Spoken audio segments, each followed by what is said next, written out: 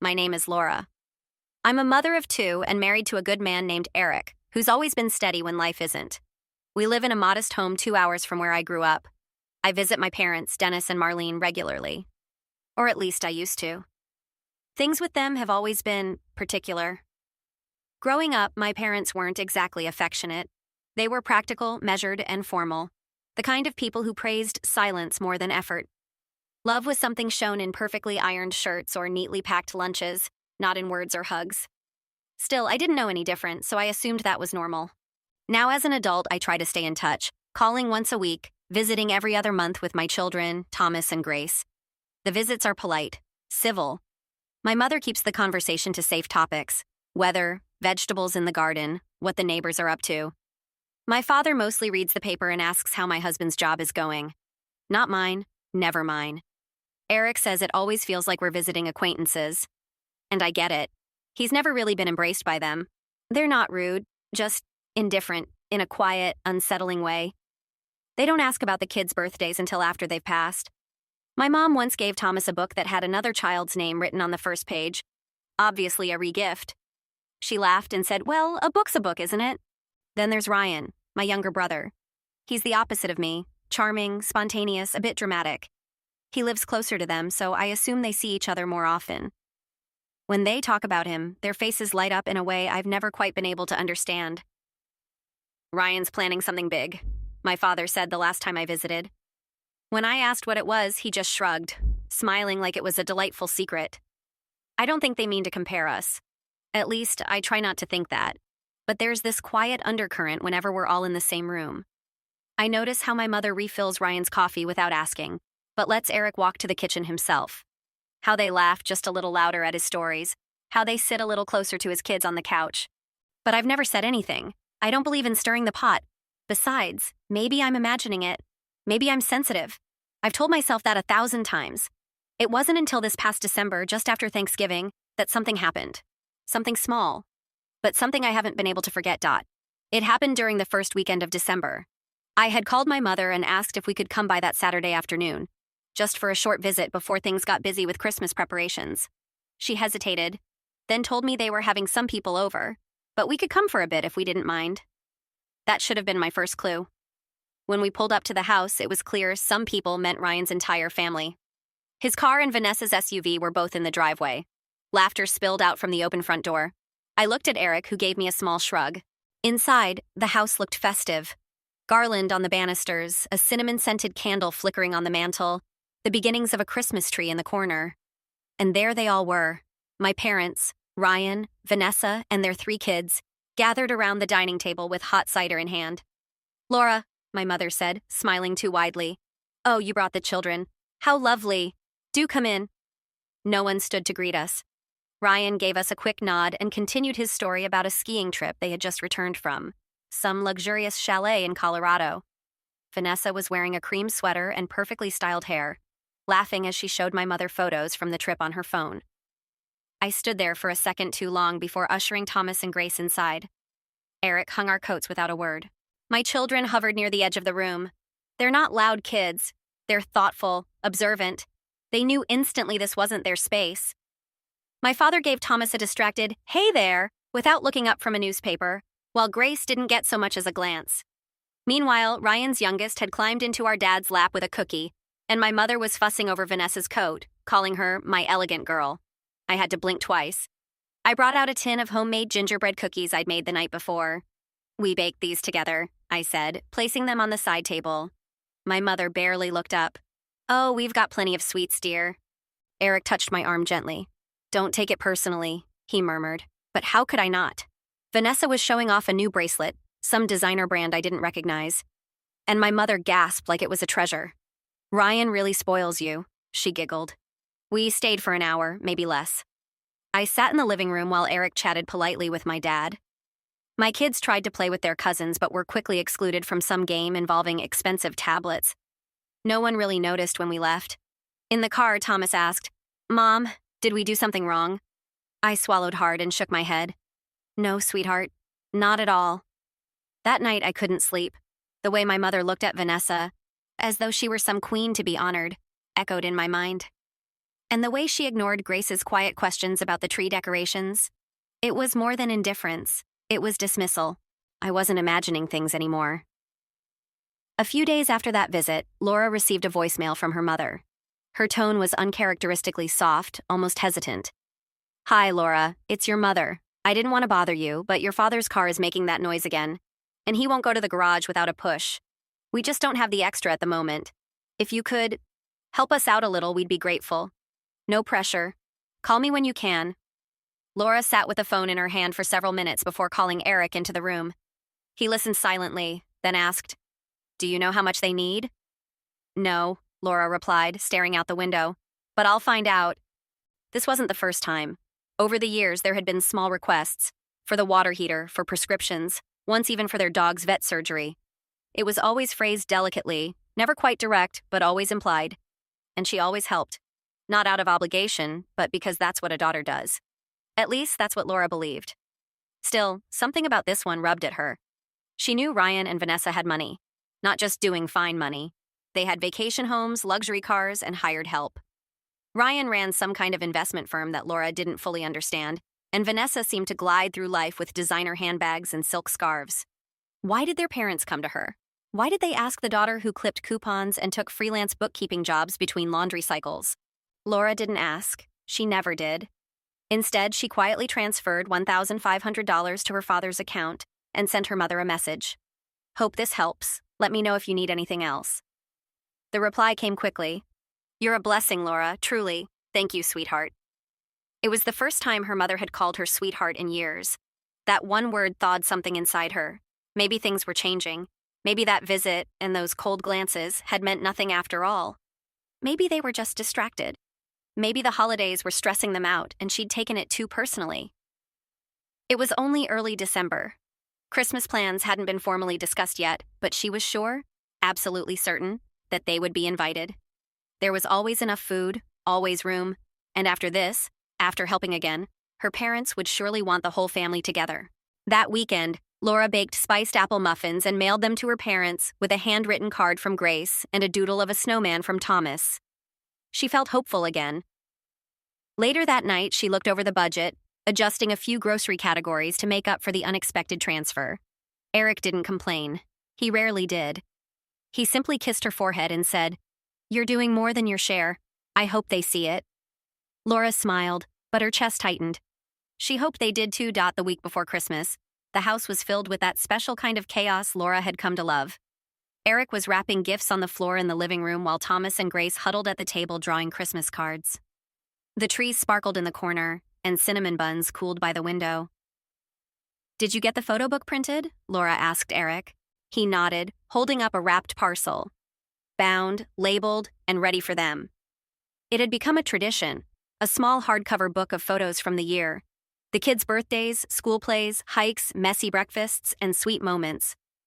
Laura poured hours into arranging the pages. It wasn't just a gift. It was a way of saying, "Here's our life. We want to share it with you." "I thought we could drive down Christmas Eve morning," Laura said, mostly to herself.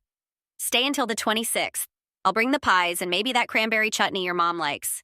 Grace piped up from the table. "Can we wear our matching sweaters?" "Of course," Laura said, smiling. "Grandma will love it."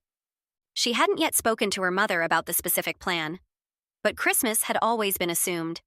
They'd done it every year, even during the worst snowstorms. Even when Grace had a fever one year and they had to turn back halfway. They were always expected and welcome, even if not enthusiastically received. So when the phone rang that evening, Laura picked it up without hesitation.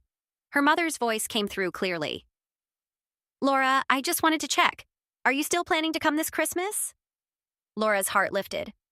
"Yes, we were thinking of coming the 24th and staying a couple of nights. I made that photo book again, and the kids are so excited. I thought we'd bring pies and—" "Oh," her mother interrupted. "I see. Well, Ryan and Vanessa are bringing their friends this year, a couple they vacationed with in Aspen. They'll be staying over, and with all the kids, it's just going to be too much. The house will be full." Laura went quiet. Her mother filled the silence with a soft chuckle. "You know how loud it gets, and there's only so much space. We'd be sleeping people in the study as it is. But we always come." "I know, sweetheart, but it's just not possible this year. It's going to be a tight squeeze as it is. Laura blinked, then forced a smile into her voice. Right, of course. Her mother sighed. Maybe we can do something in January? Just us girls? Something in Laura twisted at those words. Just us girls. She wasn't even sure what that meant anymore. After the call ended, she stared at the gift pile on the couch. The photo book sat on top. Eric looked over at her and instantly knew something was wrong. We're not going, Laura said quietly. They don't have room. For a moment, no one spoke. Then Thomas, standing in the doorway, said, But Grandma said we could come last year. Did she forget? Laura shook her head slowly. No, sweetheart. She didn't forget. That night, Laura stayed up after everyone had gone to bed. She sat at the kitchen table with a cup of tea gone cold, the Christmas lights twinkling in the dark behind her. She didn't cry. She didn't rant. She simply sat, staring at the phone, waiting to feel something, anything, other than this dull, heavy disappointment. 3 days before Christmas, the house was quieter than usual. The decorations still sparkled, the cookies still cooled on the counter. But the spirit had dulled. Grace asked if they were going to Grandma's every morning, and every time, Laura gave her a soft, non-committal answer. Then the phone rang again. Laura stared at the screen for a moment. Mom, she almost let it go to voicemail. Almost. But after a breath, she answered, Hi, Mom. Her mother launched straight into it. Laura, I hate to ask again, but your father's back has been acting up, and we're thinking of getting a recliner that supports his posture, something orthopedic. We found one on sale, but, well, you know how tight things are right now. Laura closed her eyes. A pause stretched. Then she said quietly, You mean you want me to pay for it? Her mother hesitated. Only if you're able, sweetheart. You know we wouldn't ask if it weren't important. Laura pressed her fingers into her temple. I gave you money for the car 2 weeks ago. I know, and we're grateful. No, you're not. You didn't even let us come for Christmas. Another pause. Her mother's voice cooled. Laura, I explained. The house is full. With Ryan's friends, Laura said, her voice shaking slightly now. Not just his family, his friends. We weren't just an afterthought. We weren't even a consideration. Her mother bristled. Ryan works very hard. He has a lot on his plate. He needs the break. So do I, Laura snapped before she could stop herself. But you don't care about that. You never do. You never ask how we're managing. You just call when you need something, and I send the money. I always send the money. You're being dramatic, her mother said flatly. No, Laura said, her voice low now. Steady. I'm being honest. There was a long silence. Then her mother sighed, slow and deliberate. Look, Laura, I know you're upset, but this is the truth. Ryan brings joy when he visits. You bring stress. You have always taken things too personally. Laura's lips parted in disbelief. And yes, her mother continued, we love Ryan's family more. They make us feel alive. They have stories to tell. They don't complain. Vanessa is always polished and cheerful, and the kids are full of energy. When you come, it's like walking on eggshells. You're always watching, always waiting for something to be wrong. Laura swallowed hard. You don't ask Ryan for money, do you? Her mother didn't answer. You ask me because you know I won't say no. Another silence. I don't ask Ryan, her mother finally said, because I don't want to burden him. He has a family to support, a business to run. You, well, your life is simpler. And frankly, if it weren't for us, you wouldn't have what you do. We helped you when you started out. You owe us more than you seem to remember. Laura felt like someone had dropped a cold stone in her chest. I owe you? Her mother's voice was sharp now. Yes, you wouldn't have finished college without us, or gotten that first job. Don't pretend we haven't done our part. So yes, when we ask for a bit of help now, we expect you to step up. That's what family does. Laura didn't know how long she sat there after the call ended. Her tea had gone cold again. The lights blinked lazily on the tree. Eric came into the room and froze when he saw her face. Laura? She shook her head. She said, they love Ryan's family more, and that I owe them for everything I have. Eric didn't speak. He didn't need to. Laura stood and picked up the envelope with the photo book inside. She walked it over to the fireplace. For a moment, she hesitated. Then, slowly, she opened the cover, looked at the smiling faces inside, her children, her husband, and tossed it into the flames. It curled, blackened, and disappeared. In the days that followed, Laura didn't call her mother. She didn't check in. She didn't send a message. For the first time in years, there was nothing, just silence. but her mother didn't stay quiet for long. 2 mornings before Christmas, the phone rang again. Laura let it ring out. A minute later, it rang again. And again. By the third call, she turned the phone face down on the table. The fourth time she answered, more out of weariness than interest. Her mother's voice came through, falsely chipper. "Laura, I was wondering when you'd stop sulking." Laura said nothing. Her mother continued. "Look, I've been thinking. Maybe you could come after all. Just you. Leave Eric and the kids with his side of the family or something. You could stay in the guest room. Vanessa wouldn't mind switching with the girls." Laura gripped the edge of the table. "I just think," her mother went on, "that it would do you some good to have a change of scenery. Clear your head. Spend some time with people who care about you." "People who care about me?" Laura said quietly. "Yes, Laura. You're not yourself lately. I think all the stress of raising children and managing the house is making you sensitive." Laura stood up. Her heart thudded in her chest, but her voice came out steady. "You want me to abandon my husband and children over the holidays so I can come grovel for a guest room in a house that was already promised to your favorite child and his guests? That's not fair. I'm not coming. Not now, not later. You made your choice, and I finally made mine," her mother huffed. "I was offering you an olive branch." "No, you were offering me humiliation," Laura said. Again. Before her mother could reply, she hung up. She stared at the phone in her hand for a moment. Then, with slow, deliberate movements, she opened her banking app and canceled the monthly transfer she'd been sending to her parents for the past 4 years. Eric came into the kitchen, rubbing his eyes. "Everything okay?" "I'm done," Laura said. "I'm not sending another cent, not another favor, not another explanation." He didn't ask for details. He only walked up behind her and wrapped his arms around her shoulders. "Good," he whispered. "I've been waiting for you to say that." That evening, she gathered Thomas and Grace and sat them down in the living room.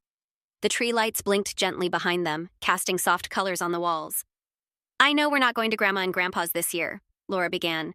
"And I know that's different. But that doesn't mean we can't have a beautiful Christmas." Grace looked worried. "Will we still open presents?" "Of course," Laura smiled. "And we'll bake cookies, and we'll sing songs, and maybe, if we're lucky, your dad will try to play carols on that guitar he never learned." Thomas giggled, and Eric raised a hand in mock protest. "We'll make our own magic," Laura said. "Right here, just us." It wasn't the Christmas she had planned. It wasn't the Christmas she wanted. But as she tucked her children into bed that night and kissed them on the forehead, she felt something she hadn't felt in weeks. Peace. And that feeling, quiet and steady, was worth everything. The days after Christmas were quiet in Laura's home, but not empty. There were board games played by candlelight, mismatched pajamas worn long into the afternoon, and laughter over burnt gingerbread cookies. Eric read books by the fire, and the kids turned the living room into a cardboard fort city. It was calm. It was simple. It was theirs. Laura didn't think much about her parents or Ryan during those days. She didn't go looking for updates, didn't check her mother's social media account, and ignored every group family message thread she was still reluctantly a part of. But on the 29th of December, while scrolling through a recipe blog, she accidentally tapped on a photo that brought her right to Ryan's public profile. She froze. The photo was a wide shot of her parents' living room, beautifully lit and immaculately decorated. Her father was sitting in the middle of the couch, a glass of wine in hand, with Ryan beside him and Vanessa perched on the armrest. Her mother was smiling in the background, holding Ryan's youngest daughter on her hip. The caption read, "Grateful for family, there's nothing more important." Laura's stomach twisted. She kept scrolling. There was a video of everyone singing around the piano, a shot of a snowball fight in the backyard, and a short clip of her mother toasting to having the whole family under one roof. Finally. That word, whole, burned. There was no mention of her, no mention of her children. It was as though she didn't exist, as though her family didn't belong to the family at all. Later that afternoon, her phone rang. She didn't recognize the number at first, but when she picked up, Ryan's voice came through, light, casual. "Hey sis, long time." Laura didn't respond right away. "Listen," Ryan continued. "Mom asked me to call. She's been a bit confused about how long you plan on being upset. You know, over the whole Christmas thing." "Is that what she said?" Laura asked calmly. "Well, yeah," Ryan chuckled. "She said you've always been sensitive, that it's not worth holding on to." Laura sat down, letting his words settle in the silence between them. You saw the photos, right? Ryan added. It was a great night. Everyone was so relaxed for once. Vanessa said it felt like a proper family again. Laura's throat tightened. Ryan, do you even hear yourself? There was a pause. What do you mean? A proper family? She echoed. Because we weren't there? Ryan sighed. Come on, Laura. Don't twist everything. You know how hard Mom tries. And Dad isn't getting any younger. She doesn't need this drama. This drama, Laura repeated. You mean me asking not to be excluded?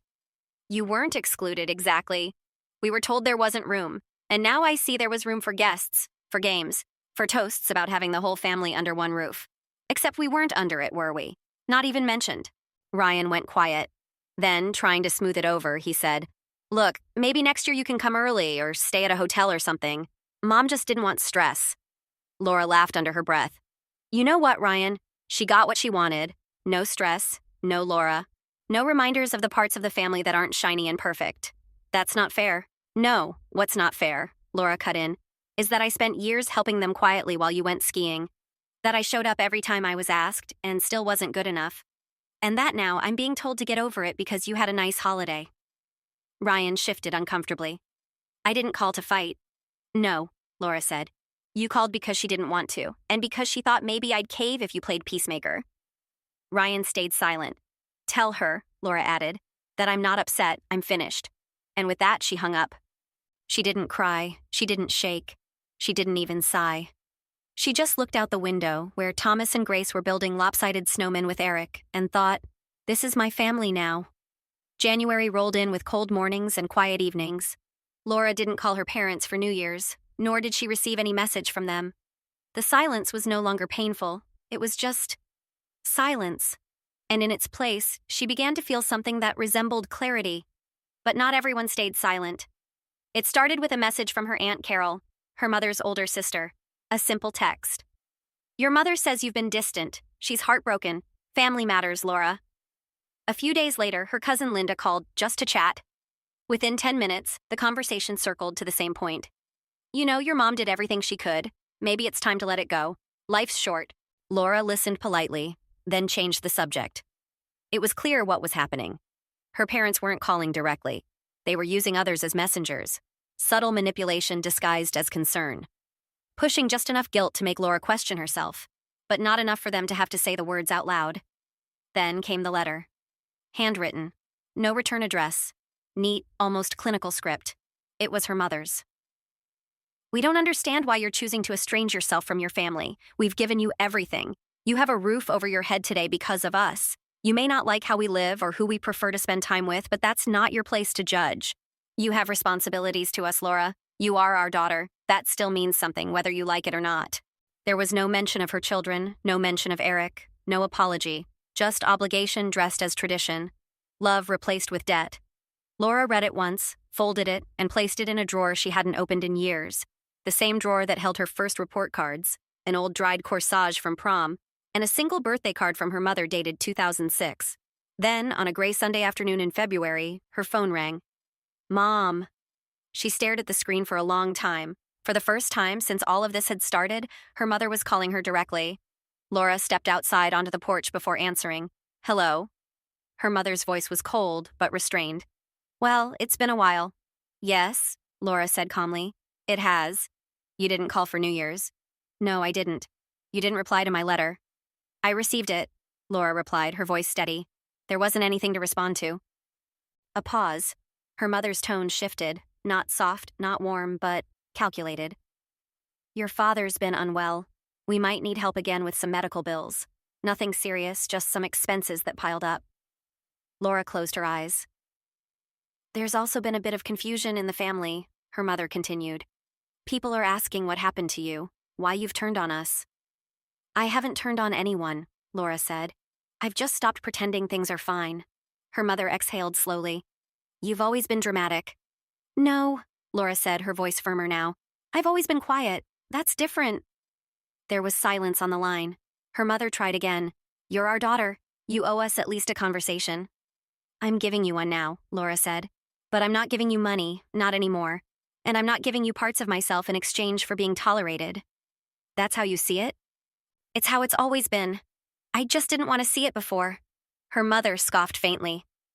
And what do you want now? Laura looked out at her children playing in the snow, Eric laughing beside them.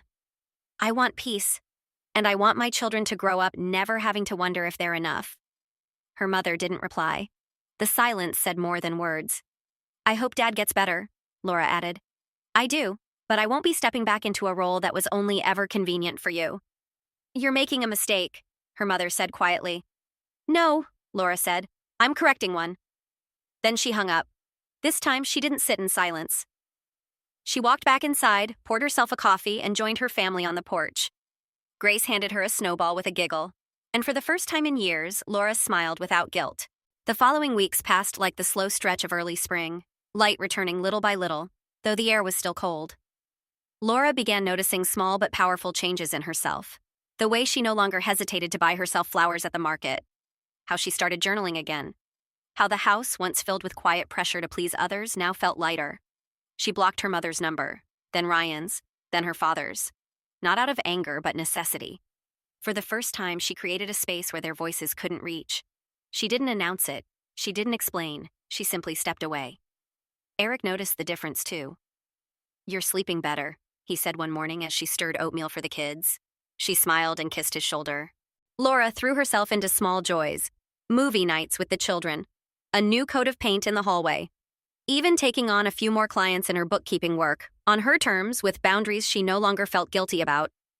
One afternoon in March, while at a small cafe waiting for a client, she saw Ryan's name pop up in her email inbox. No subject line. Just, hey, can we talk for a moment? I swear it's not about Mom. Out of pure curiosity, she agreed. They met at a park near her home. She chose a public place on purpose. No pressure, no cornering, just clarity. Ryan looked the same. Expensive jacket, confident posture. But there was something off about his expression. A bit more careful. He sat on the bench beside her. I didn't come to fight, he said quickly. I think we owe each other a straight conversation. Laura waited. Mom's still upset, he added. But she's not calling anymore. I think she finally got the message. Laura raised an eyebrow. That I'm not her insurance policy? He looked down, chuckled awkwardly. Something like that. Laura folded her arms. Tell me something honestly, Ryan. Did Dad ever get that medical chair she said he needed? Ryan shook his head. No, his back's fine, always was. Laura blinked. She lied? I don't know if it was a lie or a guilt tactic, but yeah. He's walking fine, still driving, still playing cards every Thursday. No mention of pain. A quiet settled between them. And have you given them money lately? She asked. Ryan looked away.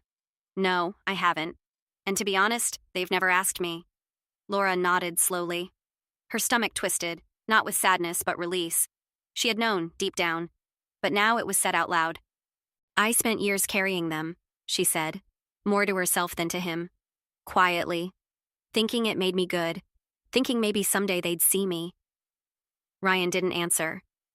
I'm done trying to be seen by people who never wanted to look, she added. He nodded a bit sheepishly. You look better now, lighter. I am.